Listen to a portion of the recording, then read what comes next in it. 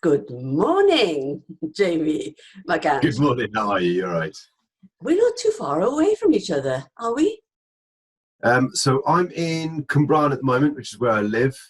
We've got our office in Caerphilly, but due to current circumstances, we've got a new office at the moment in Cwmbran, in the house, the house I actually grew up with. So this used to be my bedroom as a Really? child. So yeah, but now I get to work here and look out the window. It's lovely. But yeah, I'm not 100% sure where you're from, Carolyn, but yeah, we're from Cwmbran. I actually live on the corner of, I'd say the Sail Bridge, which is the Towie Sail Bridge, which you come into Swansea. So it literally is the first sight you see on the bridge.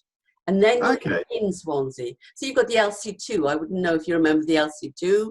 And then you No. have, no. So the Swansea Museum is on the corner as well. Yes, I know Swansea Museum. Yeah, I don't know a great deal about Swansea actually. Isn't there a plant like a big indoor garden centre type thing in the middle of Correct. Swansea? Plantation. Uh, Plantasia, that's the one. Yeah, I've been there a couple of times. I love horticulture, and I love anything like that. So the Eden Project, anything like that. I love to see environments. I've got a massive. It's a little thing about me actually. Not many people know it, but I love environments. I love seeing environments, creating environments. I used to keep reptiles, so I used to build like whole ecosystems. So rather than just putting I had turtles, and instead of just having turtles in a tank, and I had a pond, and they had moonlight in and sunlight in, and I had like a whole ecosystem growing in there that used to sustain food. I designed my own river, and that became their water feature. It was, and their filtration system. So yeah, I love all that sort of stuff. So that's my connection with Swansea, is that Plantasia. Sorry, I went off one. Yeah, lovely. I can see the fruits.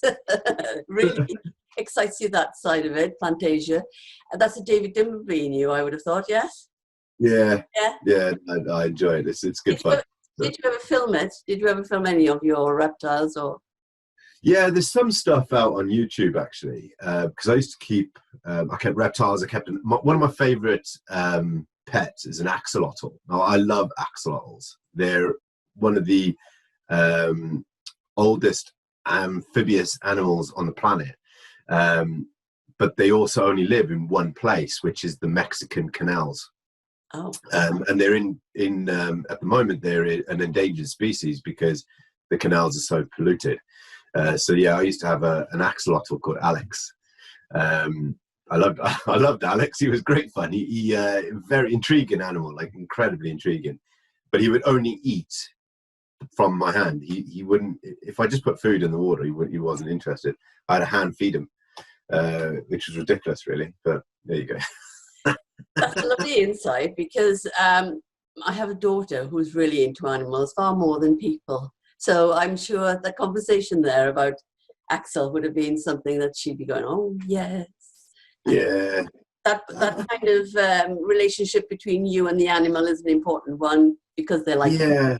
yeah. And I think with animals, we've got a dog now called Tesney, a Labradoodle. Right. So, and Tesney is Welsh for warmth, as you probably know, right? And so we've got this dog, and she's an incredibly warm dog, and very loyal. And I think the relationship that humans have with animals is very different to the relationship that humans have with other humans. There's more expectation, where there's less expectations when it comes to animals, and a lot of time it's just about respect. It is. And if we treated humans with the same level of respect as we treat an animal, you would have a much better world. Like,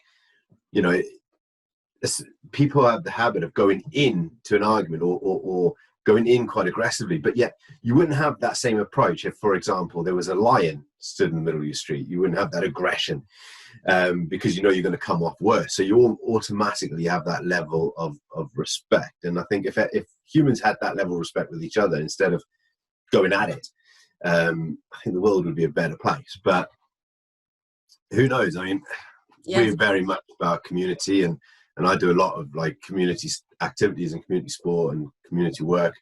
And I've learned a lot over the years, you know. It's I've learned how to interact with people, and how to build rapport with people, and how to respect people. And yeah, there is that connection with animals because I've always been around animals. So yeah, I think a lot of people can learn. I think as human beings, we can learn more from animals than we give them credit. I think that's the closure of my answer. And I think you obviously are somebody that speaks from the heart, because I can feel that kind of identity and empathy. And I would say that respect the person that you're dealing with, respect whoever it is that you're dealing with, as you respect yourself. So it's respect thyself. And I think if people did get that message, they'd have less road rage, they'd have less any rage. And then they'd calm down into, as COVID has taught us, that we have to slow down, and we have to. Yeah, I think you're right. I think you're absolutely right. Like, completely. I served in Kosovo, right? And in my time in the army, and I don't. It's my military background is not something I necessarily talk about a lot, but I can remember. Jamie, can I ask you what military, so that we understand which? Yeah, so I was in the British Army. I'm an ex-Royal Engineer. Right. And actually, there's a picture behind me by there. I don't know if you can just about make it out. And that picture is actually a handcrafted picture of a tank that I was driving at the time. So yeah, I'm in that. So that's what I used to do. But and that's funny enough in Kosovo. But yeah, I can remember being in Kosovo, and one of the biggest problems in that country was the lack of respect. So the lack of respect that people had for themselves. Yes. And as a result, they lacked respect in each other. And then as a result, they lacked respect in society. Yeah. And that then became a war-torn country. And that is really how it kind of starts. You know, you've got to, it doesn't matter what's happening out there. And I think this is what COVID, it certainly taught me anyway, is out there is a big wide world, but it doesn't really matter. Like, the fundamental of what happens out there is it doesn't affect me. What affects me is what happens inside my own social circle, inside my own environment. And because I've got a lot of respect for myself, it means I've got a lot of respect for Charlotte, my partner, and as a result, I've got a lot of respect for my wider family and my wider social circle, and that respect kind of amplifies out. And it's something that I try and teach people when I'm working with schools and learning organizations. As you know, the listeners may not know this, but I woke up paralyzed 6 years ago, and I had to go on a journey. And in that journey, one of the things that I learned was respect about myself. So by the time we'd gone into COVID, I was already, you know, I'm not going to lie, I was already kind of pre-experienced with that. And I was actually pre-experienced with being isolated. You know, waking up one day paralyzed and your home becomes a prison. You kind of become isolated, and you have to learn very, very quickly. But I took a drug overdose through depression and anxiety, mainly depression, and feeling that level of uselessness. And I felt that I was a burden on myself and a burden on society. And yeah, I took a drug overdose, and it's not a story that I fear sharing, because I think it's important that people know the background to that. But I remember lying in a hospital bed, and someone came in and asked me, you know, they basically said, how's things, or what, you know, we've been up to. And I told them, and I cried, and I got angry, and I let out all my frustrations, and they never said a word. They just sat there and listened. And that showed the highest amount of respect. Like, he respected me for that time that I needed. And then he said, I think you should come and play basketball. And I was like, what's that going to do for me? He said, well, might do nothing, but what have you got to lose? And that was the change in my life, was when I started playing basketball, and then I met other people in similar circumstances to me. And all of a sudden, I wasn't the only disabled person in the room. And again, it comes down to respect. I started respecting these people. And because I respected these people and respected their journeys that they had traveled, I started understanding my journey and started to respect myself, because I was putting so much pressure on myself to be the person that I used to be. And what I hadn't done was actually started respecting the person that I was now.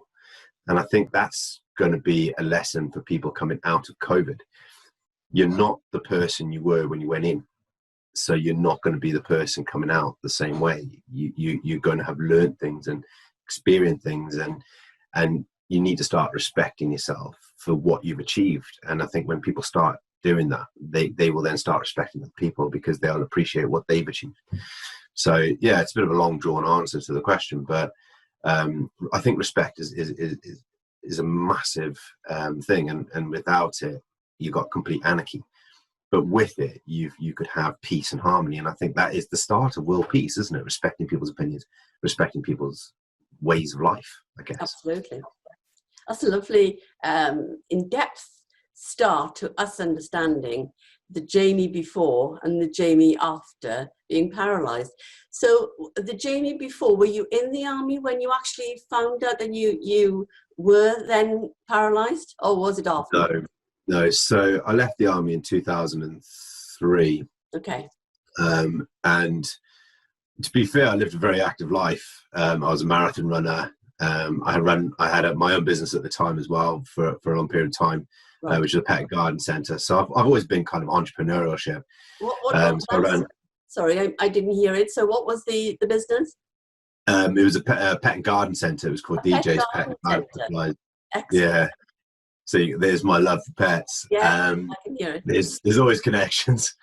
And then I went back into security for a while, and I come out of security, went back into security, and came out and ran my own business. Then went back in, and I was doing close protection work, and a lot of the normal kind of jobs really. And then so then seen DJ Pet and Garden Supplies kind of became a thing, and then I employed my mother, and then my mum came into business with me and became a partner, and we expanded, and that was all going really, really well.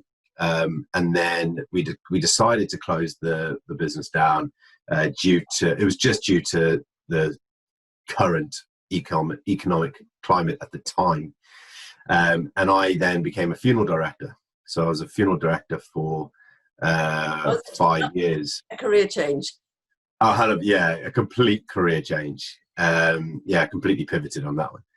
And I did that for 5 years, and I decided that, I kind of wanted to do something different with my life. So I became a salesman, and I was working for Honda motorcycles at the time. And actually, I was very good at it. I had a passion for motorbikes. I've been riding bikes for most of my adult life. So I had a passion there, and that passion came across. And as a result, I was good at what I was doing, and I was hitting targets and making sales. I was earning good money. And then in 2013, I had a condition called shingles, which is it's like an adult strain of chickenpox, but it hibernates in the body. And so I had shingles quite badly. I had shingles and tonsillitis at the same time. I was in a bad place. But I got over it, and it cured. But I had this niggle in my back, which I thought was just a trapped nerve. And then when I went to bed on the 6th of January 2014, everything was kind of normal. And then when I woke up on the 7th, I was in horrendous pain. I couldn't feel my legs. I thought it was a trapped nerve. Some feeling did come back, but it was minimal. And it was almost like an incomplete paralysis. And I was going through long stages of paralysis where I couldn't feel my legs, and then I get feeling back, and then I couldn't feel my legs. And by the end of January, I had absolutely no feeling whatsoever. And I was a full-time wheelchair user. So, but the doctors just put it down to a trapped nerve. So they were treating me for a trapped nerve. Yeah. And then I was having MRI scans, CT scans, all the rest of it. And they were like, well, we can't find what's causing this problem. Mm-hmm. So then they were like, you may have had a stroke. So then they started investigating for a stroke, which came back with nothing. Then hermation of the spine. They thought maybe that was it, but they couldn't find anything. And investigation after investigation after investigation. But me, I just cracked on with my life. I thought, right, okay, well, this is where I am right now. I'm very much for a in the moment type person, and even at this point, but yeah, by sort of middle of February, I was struggling because I was angry with what was happening, and then the drug overdose happened. So, and I'm a survivor. I'm a survivor of suicide, and I'm very grateful for that as well. By April, I was playing basketball for Cardiff. By August, I was playing rugby for Wales. Wow. By October, I became the second person ever to self-propel up Pennyban Mountain in a wheelchair.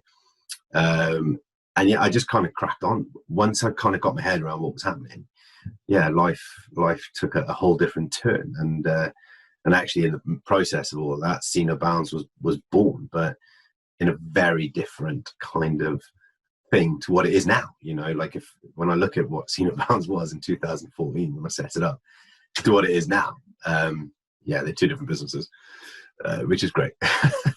Everything evolves. Can you elaborate on the differences in between the 2014 and the 2020? Yeah, of course, Carolyn. So when I first set up See No Bounds, it was purely as a blog. And I was just blogging about my life experiences and my journey through this weird kind of world of disability that I knew nothing about. I was learning along the way, and I was just blogging about these crazy lessons I was learning, and little things like how a curb can be, like off a pathway, to cross the road, can basically be this massive obstacle. And it was just little things like that, like all of a sudden, you're having to think about where to park and what shops you can and cannot go into. And there was a certain sports shop that I'm not going to mention the name, but absolutely horrendous for wheelchair users, because their clothes racks are too close together and you can't get in there. So I could only ever go into the doorway. And I was blogging about these, and some things were funny, some things were quite serious. But the blog went quite nuts, really. And then 2015 happened. So after I climbed Pennyvan in the October, I kind of decided that I could do anything. And I had the ambitions to find out if I was right. So, and my ex-wife, or my wife at the time, said to me, why don't you do one challenge a month and see where it gets you? It's like, brilliant idea. So then the See No Bounds became this like weird channel for people to tell me to get up to stuff, which is, by the way, nuts. I mean, my whole life I've been told what I can't do, right? When I was in school, I was told the only numbers I'd ever make up were numbers in the dole queue. When I became disabled, it was like, oh, well, you can't do this anymore. Oh, you're never going to be able to do that anymore. And here I was going, can't I? We'll see. And it was all sorts of stuff, like jumping out of airplanes, canoeing up the River Wye. I'd done wheelchair motocross. I'd done wheelchair downhilling. I went trade pigeon shooting. All sorts of crazy, wonderful things. I hand cycled from Cardiff to Tenby, which is 100 miles. Wow. In 13 hours. I completed the Watford Challenge, which was, I was the first person, and touch wood, I think I'm the only person ever to complete the Watford Challenge in a wheelchair. And the Watford Challenge, because I know that's the question you're going to ask, the Watford Challenge is a 30k climb over the Brecon Beacons with a summit at Pennyvan, Corndu and Fanny Bach. So, and then you come back down into Brecon, it's 30k. I'm the only person ever to have attempted it and achieve it in a wheelchair. Congratulations. Thank you. Some people say congratulations. Some people go, you must be nuts. I think I'm in a mix between the two. Yeah. Achieving that kind of goal. Yeah, I'm stubborn. That's half my problem. It's my biggest quality. It's my best quality, and my biggest issue, I think, is my stubbornness. So we've done all these things. I was raising money for charity, and I raised £250,000 for charities across Wales, which I was incredibly proud of. Yes. And then 2016, I decided to have some time off, and so See No Bounds kind of was just a kind of I'm taking it a bit easy, which I didn't really take it that easy. And then I won the Charles Holland Award, it's a prestigious award, which is presented to people who have achieved outstanding achievements. And for me, it was my work with charity and my work with young people. I was constantly encouraging young disabled people to get out and try new things and step outside the box and think about what they wanted to achieve and how they could achieve it. So anyway, I won this Charles Holland Award, which was nuts. I mean, there was like 100,000 applications, and you know, there's little me winning, and I'm just like, it was just beyond. I just never expected that to happen, and I only went along because I thought, oh, I get a free meal out of it, like, genuine. I didn't expect to win, but then that launched a motivational speaker. So I was on the telly, I was on the news, I was everywhere. Like, I was on the radio. I couldn't get. It was a really weird journey to kind of go through when you're just not used to that kind of environment. You know, like, I was just some dude in Cumbraen that had woke up paralyzed and was trying to make the most out of his life. Well, Jamie, you've achieved something I haven't, which is a TED Talk, because that's something we speak to inspirers really want to happen, you know, at some point in our life, is to step on that stage. So well done there. Thank you. So yeah, it was really strange, and it was a strange experience, and you know, don't be wrong, I was making the most of it, but See No Bounds became a platform for speaking. I wanted to be in schools. That was where I wanted to be. My passion is young people, so I wanted to be in schools and showing young people that, you know, we all fall over, we all fail, things happen, right? Life throws these little curveballs, and there's absolutely nothing you can do about it, right? But the only choice you have is whether you stay down or get back up, and get back up became very much my catchphrase. Get back up. Yeah, and I think when you fall over, that's what you've got to do. When you fail, you've got to get back up and try again, because failure is just the runs to success. You know, like, when you climb that ladder of success, or you walk in that pathway of success, you will fail constantly until you get to be successful. And I use that message with young people a lot. So See No Bounds became a motivational speaking platform. And then, unfortunately, 2017 happened, which no one expected. Like, I could write a book just about 2017, in fairness. So my wife and I split up on the 1st of January 2017, which hit me quite hard. Although I always respected her for the decision she made. So she come in and sat me down, because my father had died in 2016, and we had our first Christmas without my dad was 2016.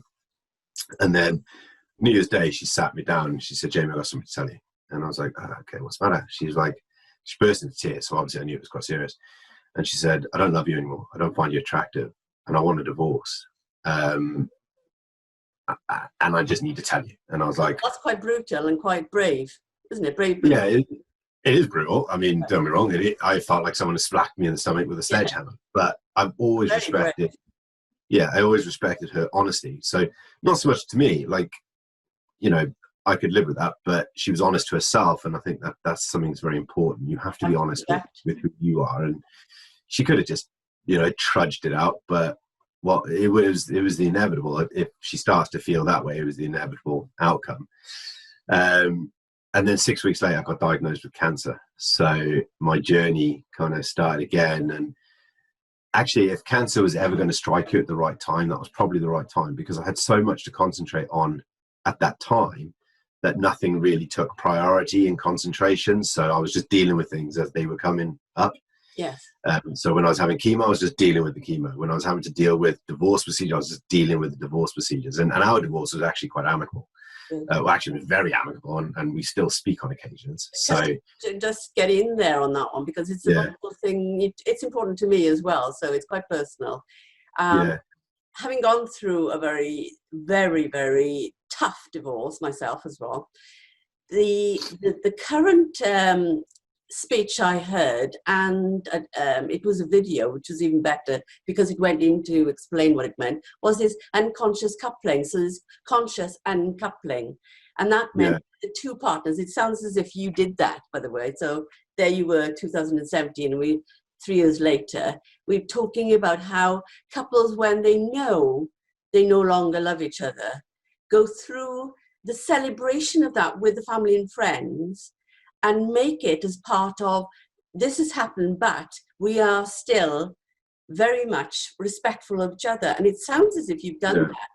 So that was why I wanted you to sort of realize that many, many people, including myself, felt shame when your marriage breaks down, or blame. It's all of these things, and it doesn't help because No. it destroys the energy that you had in the first place, which was the It love. also burns you up as well, Mike. Yeah. I mean, you know, when you, I've always respected my wife.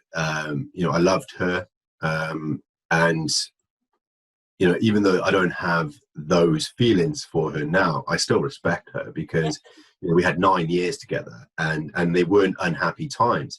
The problem with our marriage was when I became ill, I changed, Yes. and which is natural. You develop, you evolve, and I evolved, and so did she, and we evolved in different directions. So she was doing what she wanted to do, and I was kind of doing what I was doing, and we kind of just drifted apart, but we still had that level of respect for each other, and she respected me enough not to get, you know, not to walk out before Christmas, which I always appreciated, because I needed that time, with my family, and I would have been a bit lost otherwise. So she waited until after Christmas, and you know, I kind of respect that as well. And there was another big thing. I don't want children. I never have done. That was never ever on the cards for me. And she wanted to have children. She realized that actually she wanted to be a mother. And I think that was another big area. Well, it was a big area of our divorce. And she's now got a lovely little boy called Liam, and you know, she's very happy, and she's met a nice guy, and they're happy, and she's happy, and the baby's How nice. gorgeous. So yeah, and so she's that still, yeah, because and I respected that, and I let that go, and yeah, I respected her enough to let her go.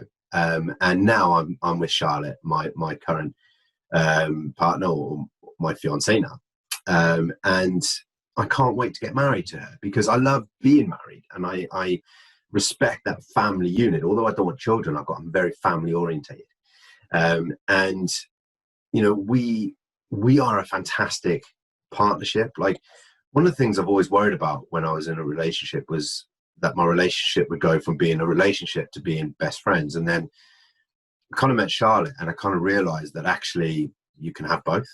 Absolutely. And I love everything I do with Charlotte. So we got our camper van, and we go away, and we run the business together.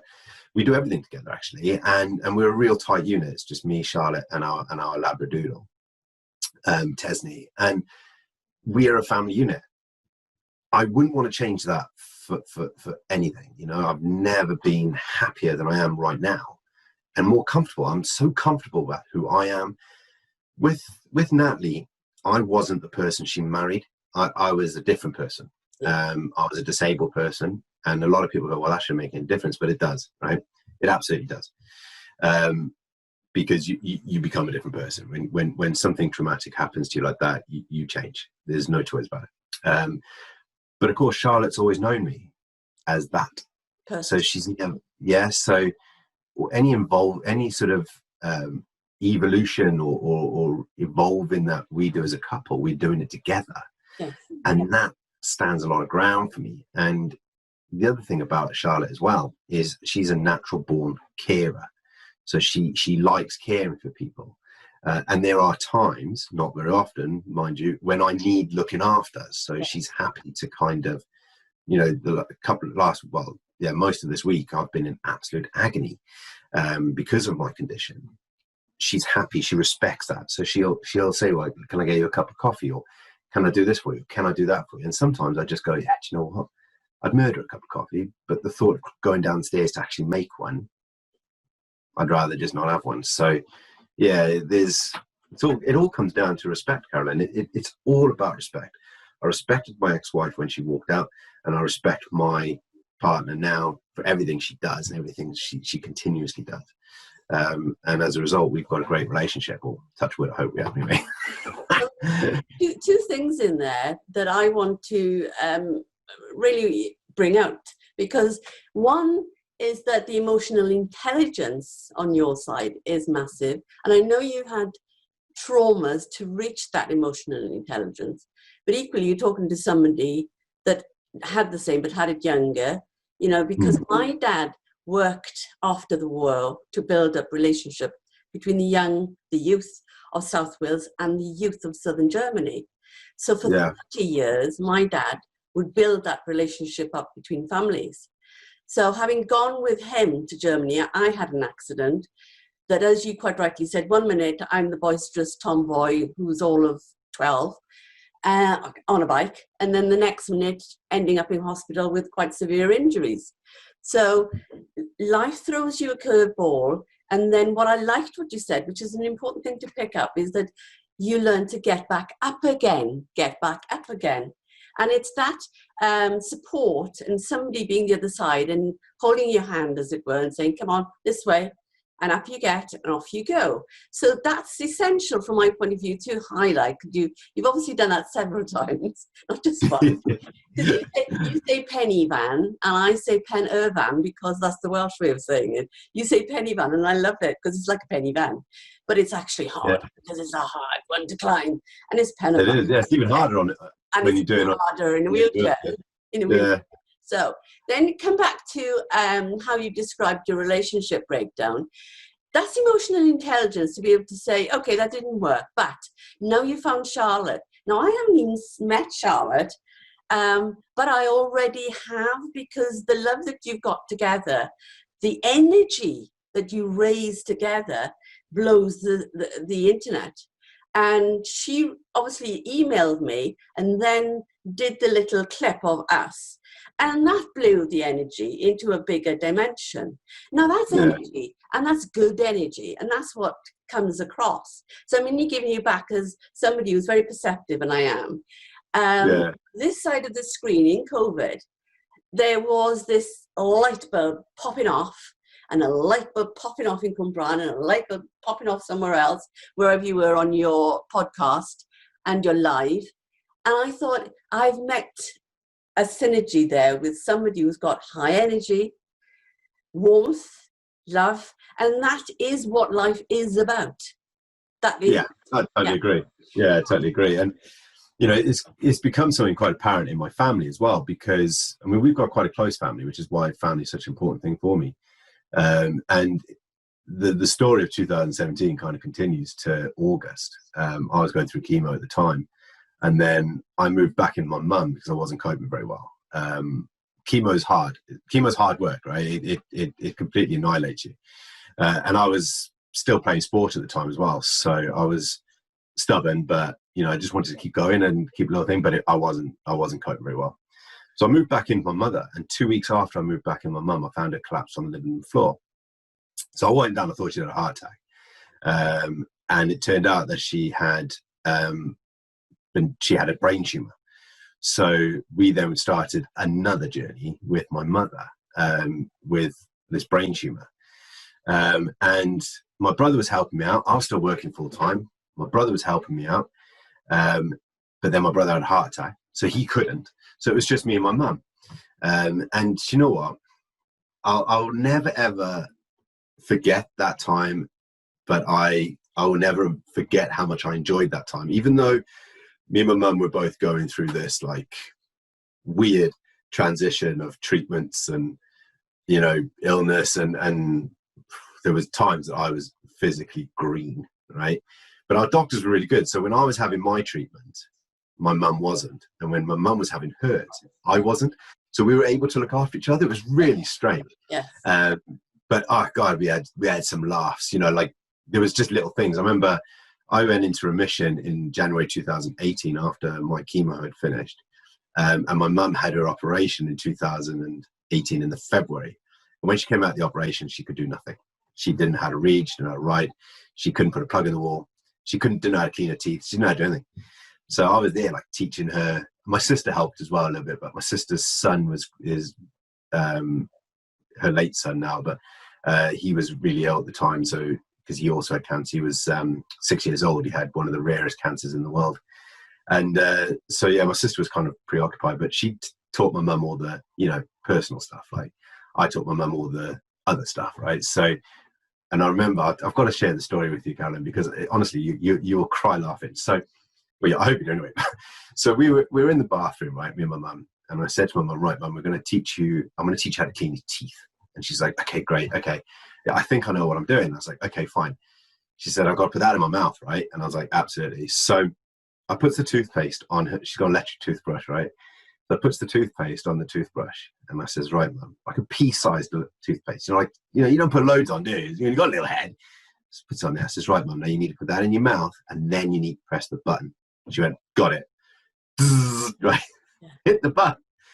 Well, I didn't know that toothpaste could spread so far. Everywhere. We had toothpaste on the floor, all over her face, all over the shower curtain, all over the roof, all over the window. It was everywhere. Like, there's toothpaste literally just pebble dashed the bathroom.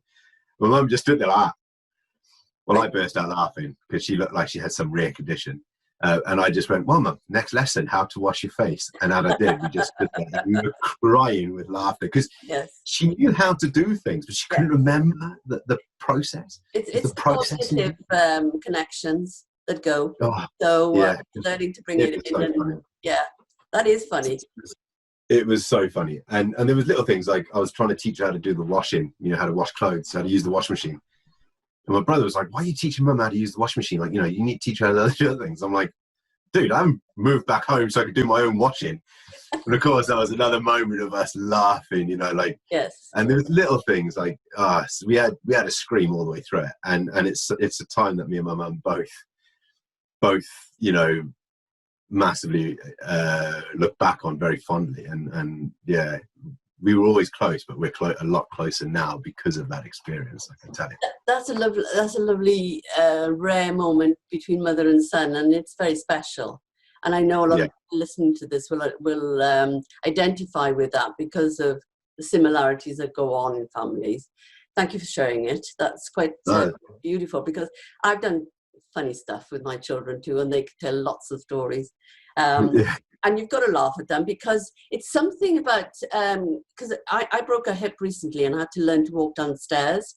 And you're fearful of heights because you don't want to do the same thing again. You don't end up back in with another hip, fractured.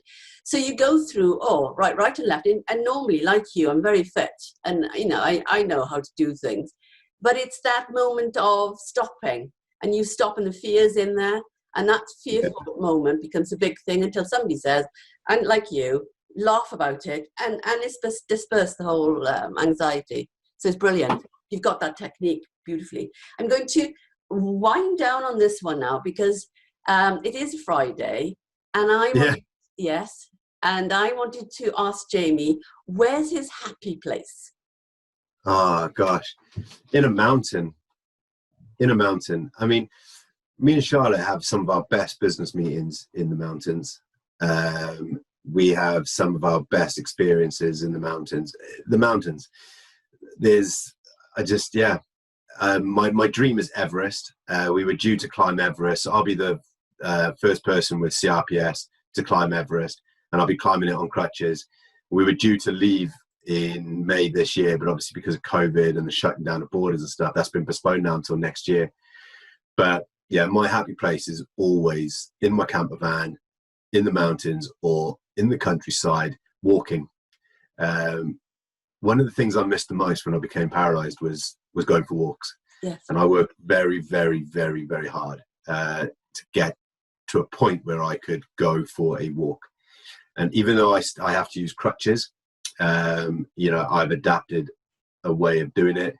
And I'm incredibly appreciative every day. Every time I'm out there, I appreciate what I've got because for so long I didn't have it. And yeah, that's where my happy place is, purely because I'm at that time where I'm so appreciative for what I've got.